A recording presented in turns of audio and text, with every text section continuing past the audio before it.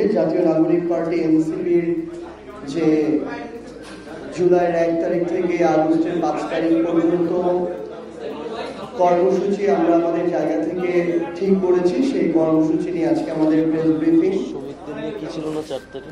আমরা যেমন এই অভ্যুত্থানের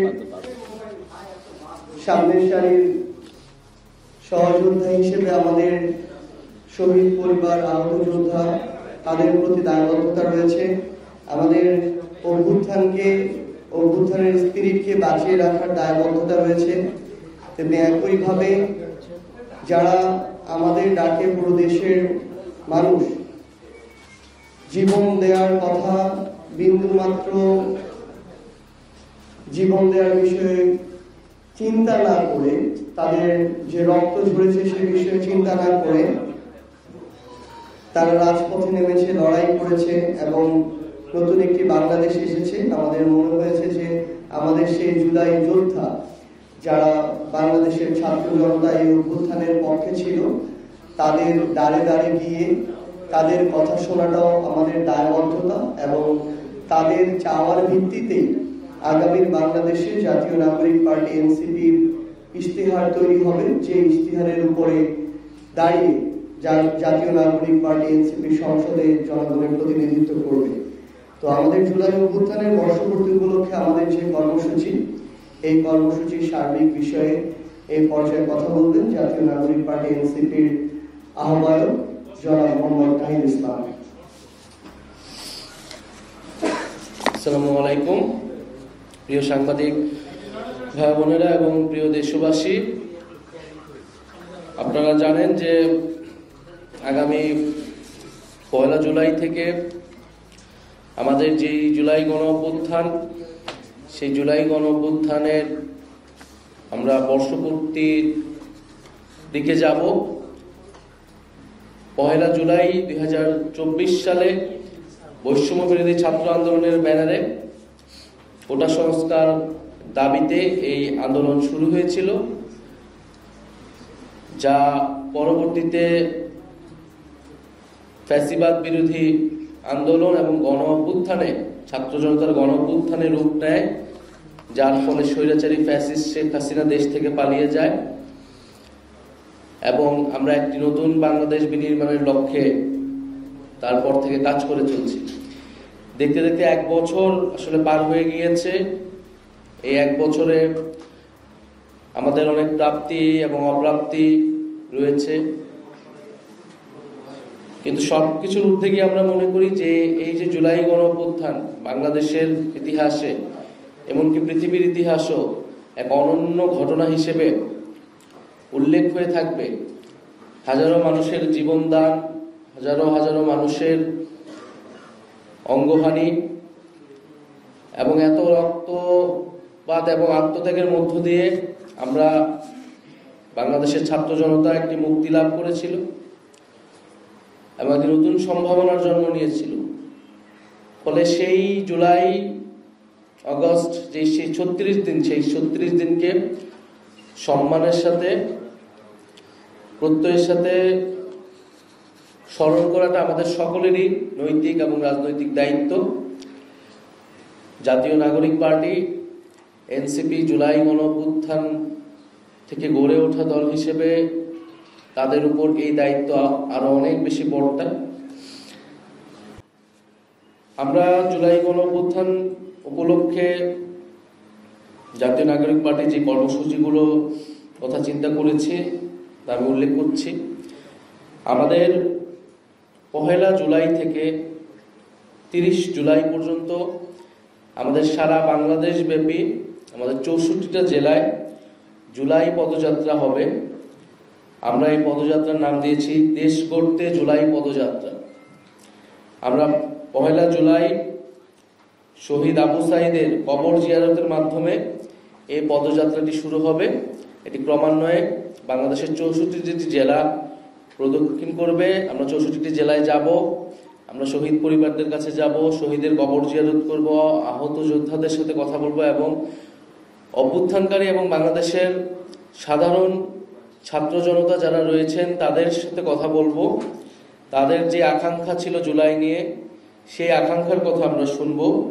ফলে মানুষের কাছে যেতে এবং জুলাইকে মানুষের কাছে গিয়ে সাধারণ মানুষের সাথে মিলে স্মরণ করতেই এই কর্মসূচিটি। আমি আবারও বলছি, আমরা 1 জুলাই থেকে 30 জুলাই পর্যন্ত জাতীয় নাগরিক পার্টি এবং আমাদের অভ্যুত্থানের যে নেতৃবৃন্দ সকলেই একসাথে এই পদযাত্রাটি শুরু করবে এবং সারা দেশ প্রদক্ষিণ করে ঢাকায় ফিরবে। ফলে আমরা এই জুলাই গণঅভ্যুত্থানের পরে যে আকাঙ্ক্ষা নিয়ে আমরা বলেছিলাম নতুন বাংলাদেশ, বাংলাদেশ 2.0, আমরা মনে করি সেই বাংলাদেশ বিনির্মাণের কাজ, রাষ্ট্র পুনর্গঠনের কাজটি এখনো চলমান। ফলে সেই দেশ গড়ার লক্ষ্যে, দেশ গড়তে জুলাই পদযাত্রা, এটি আমাদের ট্যাগলাইন। এর মধ্যে আমরা 16 জুলাই যেদিন শহীদ আবু সাঈদ শহীদ হন, এই জুলাই গণঅভ্যুত্থানের প্রথম শহীদ, এবং তার শহীদ হওয়ার মধ্য দিয়েই আমাদের যে জুলাই গণঅভ্যুত্থান শহীদের যে মিছিল, সেই মিছিলটি আসলে শুরু হয়েছিল।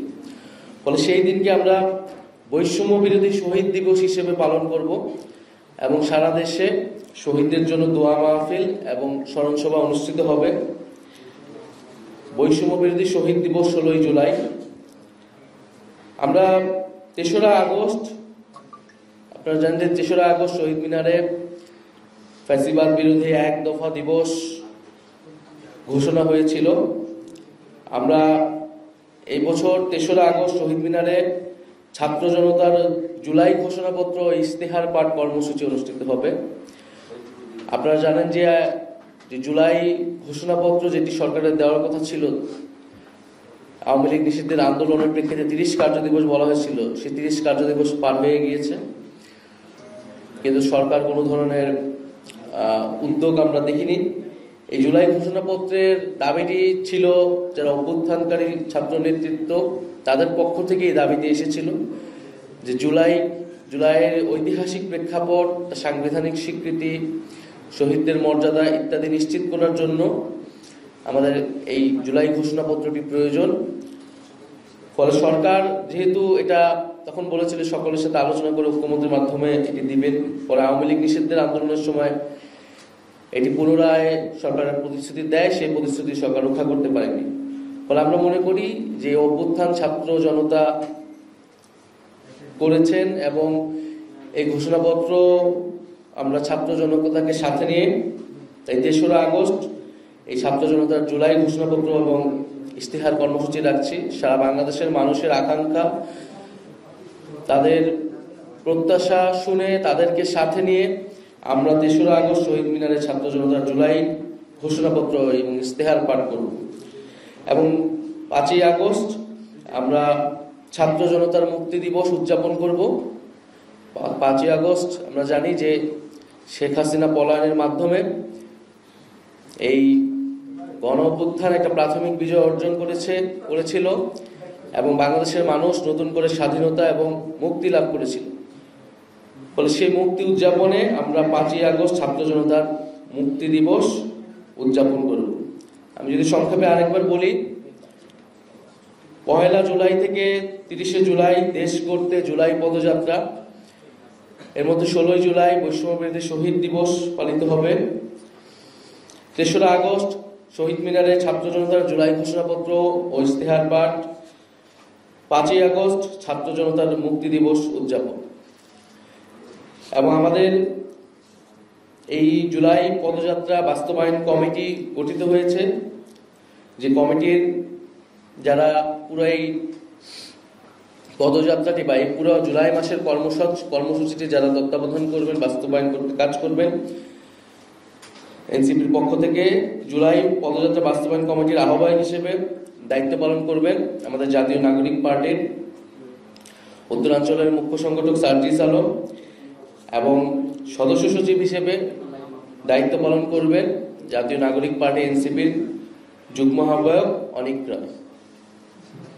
আমরা হয়তো পূর্ণ কমিটি এবং আমরা কোন রুটে যাব, কোন কোন জেলায় কবে থাকবো, এই বিস্তারিত আমরা হয়তো সোশ্যাল মিডিয়ায় এনসিপির ফেসবুক পেজ থেকে আমরা এটা আপনাদের উন্মুক্ত করে দেব। সরকার জুলাই মাসের মধ্যে বা 5ই আগস্টের মধ্যে জুলাই সনদের কথাটি বলেছে, যেটা ঐক্যমত্য সংস্কার মানে ঐক্যমত্য কমিশনের মাধ্যমে আলোচনা চলছে। আমাদের সেই ঐক্যমত্য প্রক্রিয়া আমাদের অংশগ্রহণ চলবে এবং আমরা আশা করব যে সরকার তার প্রতিশ্রুতি অনুযায়ী 5ই আগস্টের মধ্যে এই জুলাই সনদ রচনা করবে সকল দলকে নিয়ে, ফ্যাসিবাদ বিরোধী, যা যেখানে রাষ্ট্রের যে মৌলিক সংস্কারের রূপরেখাটি সেটি উল্লেখ থাকবে। জুলাই ঘোষণাপত্র দেওয়ার মেয়াদকালটি কিন্তু শেষ হয়ে গিয়েছে কয়েকদিন আগে, যেটি 30 কার্যদিবস ছিল, এবং সরকারের জায়গা থেকে এখনো কোনো ধরনের বক্তব্য আসলে আসেনি। এটি তারা মানে কেন দিতে পারেনি বা আবার কবে দিতে চাচ্ছে বা এই ধরনের কোনো পরিকল্পনা। ফলে আমি মনে করবো যে সরকার যেহেতু ব্যর্থ হয়েছে, আমরা আর কারো উপর নির্ভরশীল নই। এই জুলাই ঘোষণাপত্রর দাবিটি আমাদের পক্ষ থেকেই উঠেছিল, সেই সময় বৈষম্য বিরোধী ছাত্র আন্দোলন এবং জাতীয় নাগরিক কমিটির পক্ষ থেকে উঠেছিল। অর্থাৎ অভ্যুত্থানকারী যে ছাত্র জনতা আমাদের সাথে যুক্ত হয়েছিল, তাদের যে নেতৃত্ব, আমরা মনে করি এটা তাদেরই দায়িত্ব। যদি সরকার বা যে কোনো রাজনৈতিক দল সেটি সম্মত না হয়, এটি অবশ্যই আমাদের দায়িত্ব এই ঘোষণাপত্রটি জনগণের উদ্দেশ্যে, জনগণকে সাথে নিয়ে একটি ঘোষণাপত্র রচনা করা।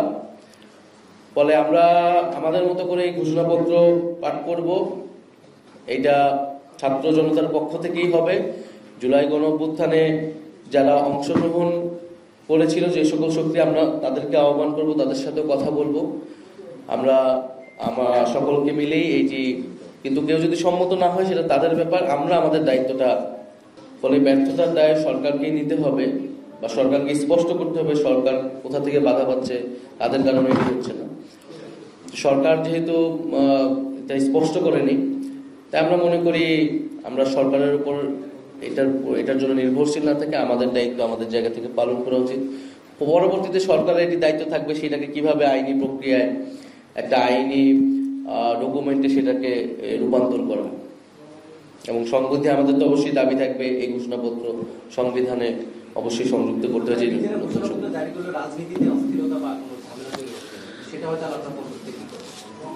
না, আমরা তো 31 ডিসেম্বর এই কর্মসূচিটি হাতে নিয়েছিলাম।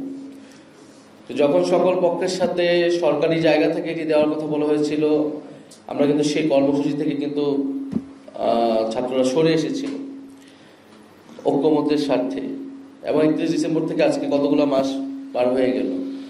ফলে এটি অস্থিরতা কমাবে না, বরং এটি যে জুলাইয়ের যে আকাঙ্ক্ষা ছিল, বরং এটি আমাদের যে শহীদ পরিবার, আহত এবং যারা আন্দোলন করেছিল তাদের মধ্যে অস্থিরতা তৈরি করেছে।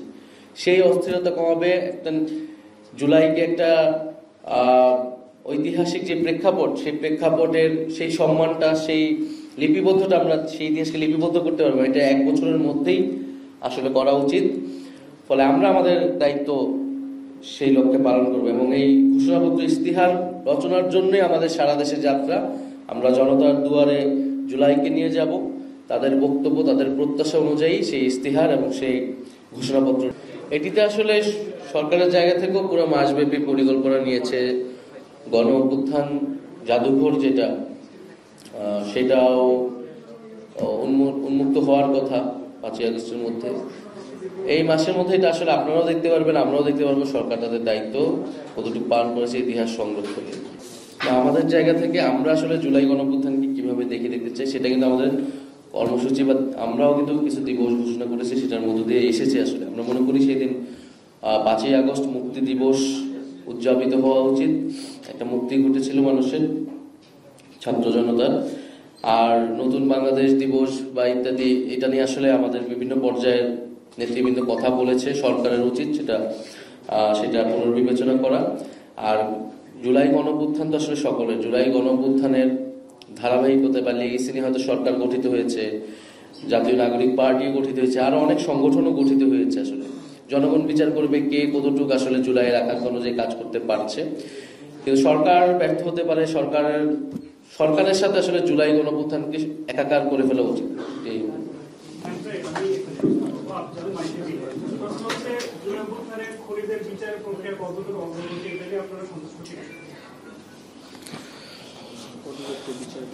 আমরা কিন্তু এই পদযাত্রার মধ্যে দিয়ে আমাদের যেই মানে প্রধান দাবি এই সময় যে বিচার সংস্কার এবং নতুন সংবিধান, সেই দাবিগুলো কিন্তু থাকবেই। এবং আমরা বিচারের বিষয়টা আমরা দেখেছি যে দৃশ্যমান হয়েছে। 5ই আগস্টের মধ্যে বলা হয়েছিল ট্রাইব্যুনাল থেকে যে গুরুত্বপূর্ণ মামলার যারা প্রধান আসামি রয়েছে তাদের ট্রায়ালের কার্যক্রমটা হবে। তো আমরা তো মনে করি এটা আরো দ্রুত গতিতে হওয়া উচিত, এবং একই সাথে আবার বিচারের প্রক্রিয়া যাতে সুষ্ঠু হয় সেটিও নিশ্চিত করতে হবে। এবং বিচারের যে রোড ম্যাপ, অবশ্যই নির্বাচনের আগে এই বিচার কতদিনে শেষ হবে, কোন প্রক্রিয়া শেষ হবে, এবং পরবর্তীতে যারাই সরকারে থাকবে এই বিচার শেষ করতে তারা দায়বদ্ধ থাকবে, এরকম কমিটমেন্ট লাগবে। জুলাই সনদেও যে বিচারের রোডম্যাপের বিষয়টি সেটিও আসলে থাকতে হবে, এই দাবি কিন্তু আমরা বলে আসছি। আর আমরা যখন সারা বাংলাদেশ যাব, সারা বাংলাদেশের শহীদ পরিবারগুলোর সাথে কথা বলবো, আমরা এই বিচারের প্রক্রিয়াটা আসলে কিভাবে চলছে সারা দেশে, এটা আমরা আরো একটা ভালো চিত্র আপনাদের সামনে তুলে ধরবো।